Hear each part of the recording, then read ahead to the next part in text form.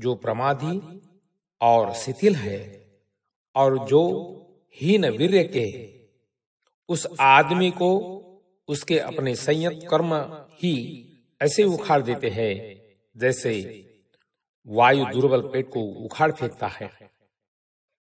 जो सुखों की कामना के बिना जीता है, जिसकी इंद्रियां संयत है, जो भोजन में मात्रा को जानने वाला है, जो श्रद्धावान है तथा वीर्यवान है, वह वैसे ही स्थिर रहता जैसे वायु के सामने ठोस पर्वत। यदि आदमी अपने आप को प्रिय समझता है तो उसे अपना ध्यान रखना चाहिए। सबसे पहले अपने आप को ही ठीक मार्ग पर लगाए, तभी दूसरों को उपदेश दे।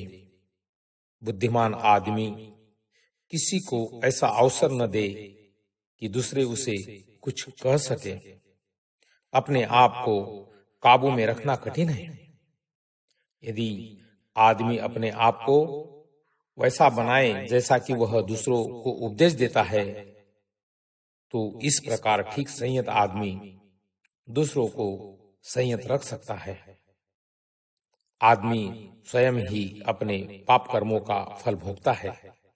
स्वयं ही पाप से विरत रहने पर वह परिशुद्ध होता है। शुद्धि और अशुद्धि दोनों ही व्यक्तिगत है। कोई दूसरों को परिशुद्ध नहीं कर सकता।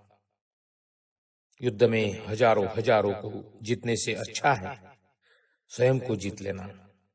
वही महान संग्राम विजयी है। पहले अपने आप को ही ठीक मार्ग पर लगाए, तब दूसरों को उपदेश दे। बुद्धिमान आदमी को चाहिए कि वह शिकायत का अवसर न दे।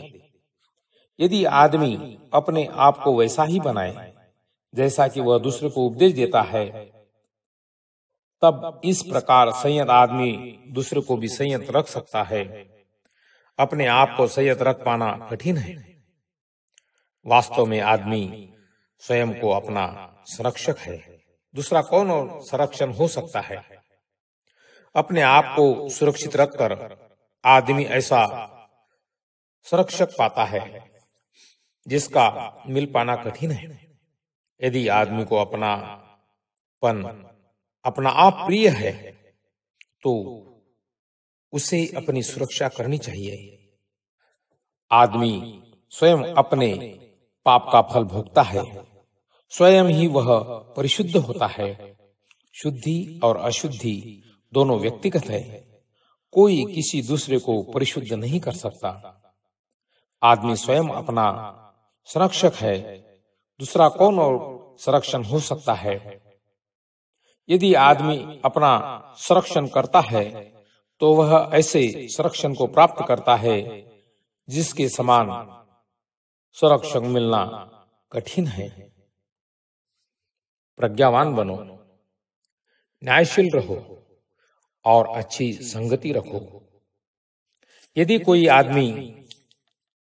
ऐसा आदमी मिले जो वर्जनीय की वर्जना करे,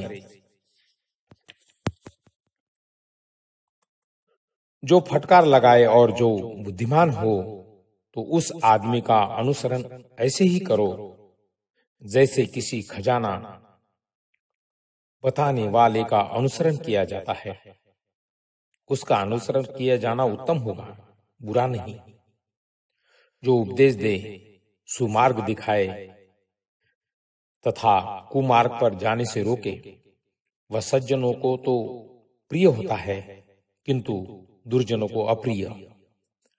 पापी पुरुषों की संगति न करो, दुष्ट पुरुषों की संगति न करो।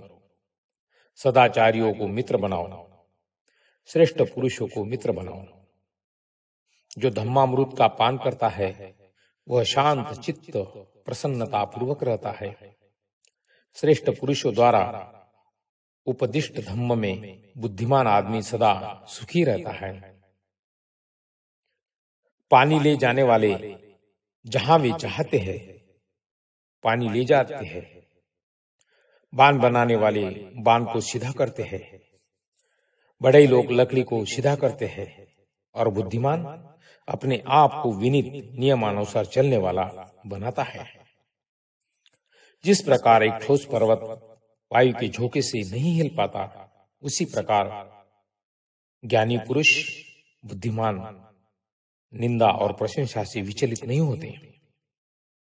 धम्म सुनने के पश्चात बुद्धिमान जन एक गहरी, धीर और शांत झील की तरह स्वच्छ हो जाते हैं।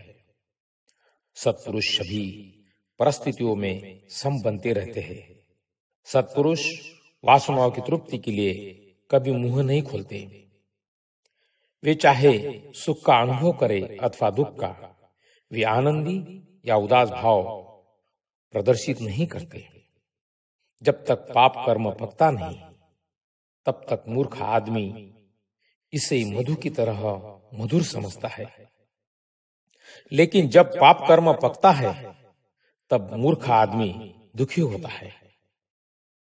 जब मूर्ख आदमी पाप कर्म करता है, तो वह नहीं जानता है कि पाप कर्म कर रहा हूं, लेकिन दुष्ट आदमी अपने ही पाप कर्मों से आगे समान जलता है। जागने वाले के लिए रात लंबी होती है, थके के लिए योजन लंबा होता है। सच्चे धम्म को न जानने वाले मूर्ख के लिए जीवन आवागमन लंबा होता है। विचरण करते समय यदि अपने से श्रेष्ठ या अपने समान व्यक्ति को न पाए, तो दृढ़ता के साथ अकेले ही विचरे। मूर्ख से मित्रता ठीक नहीं। यह मेरा पुत्र है, यह मेरा धन है, यही सोचकर मूर्ख परेशान होता है। जब शरीर ही अपना नहीं है, तो कहां पुत्र और कहां यह धन, कहां उसका अपनापन। जो मूर्ख होने पर अपनी मूर्खता को जानता है, वह कम से कम इस अंश तक तो जानकार होता ही है, किंतु जो मूर्ख होकर भी अपने को पंडित होने का दम भरता है, वही यथार्थ से मूर्ख होता है। यदि मूर्ख जीवन पर पंडित की सेवा में रहे, तो भी वह धम्म को वैसे ही नहीं जान सकता जैसे कि कठथिली दाल के रस को। चाहे विज्ञ बुद्धिमान पुरुष एक मुहूर्त की पंडित की सेवा में रहे, तो भी वह शीघ्र ही धम्म को जान सकता है, जैसे कि जीव सूप के रस को।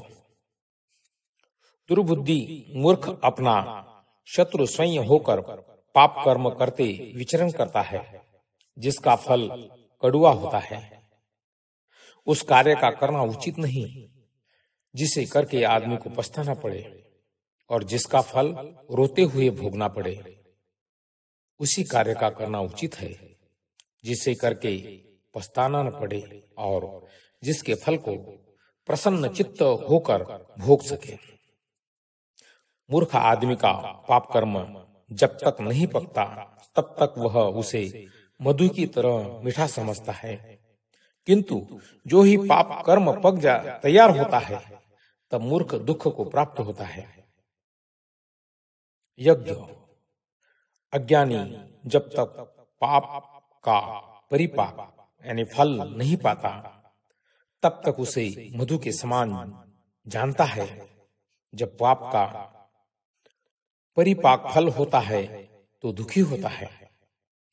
मूर्ख झूठी ख्याति चाहता है, मठों में स्वामीपन चाहता है और दूसरे कुलों में पूजना चाहता है। बाल पक जाने से ही वह वृद्ध नहीं होता। उसके बाल भले ही पक जाए और वह वृद्ध हो जाए, किंतु वह वृद्ध बेकार ही कहलाएगा। जिसमें सत्य है, शील है, करुणा है, संयम है, संतुलन है, जो पाप से दूर है, बुद्धिमान है, वही वास्तविक वृद्ध है। ईर्ष्यालु, कंजूस, बेईमान आदमी अधिक बोलने से या वर्ण से सुंदर होने से आदरणीय नहीं होता। आदरणीय नहीं बन सकता। जिसके सब दुर्गुण जड़ मूल से जाते रहे, जब वह घृणा से मुक्त होता है तथा बुद्धिमान होता है तो वह आदरणीय कहलाता है। यदि आदमी हिंसा से किसी से कोई काम करा लेता है तो उससे वह न्यायी नहीं माना जाता। जो धम्म और अधम्म को पहचान रखता है, जो बुद्धिमान है और जो हिंसा से नहीं बल्कि धम्मानुसार दूसरों का मार्ग प्रदर्शन करता है, धम्म का संरक्षक होने से ही विज्ञ बुद्धिमान होने से वह न्यायी कहा जाता है। बहुत बोलने से कोई आदमी पंडित नहीं होता। जो क्षमाशील होता है, जो घृणा और भय से मुक्त होता है, वही पंडित कहा जाता है। बहुत बोलने से आदमी धर्मधर धार्मिक धर्मों का ज्ञाता नहीं होता।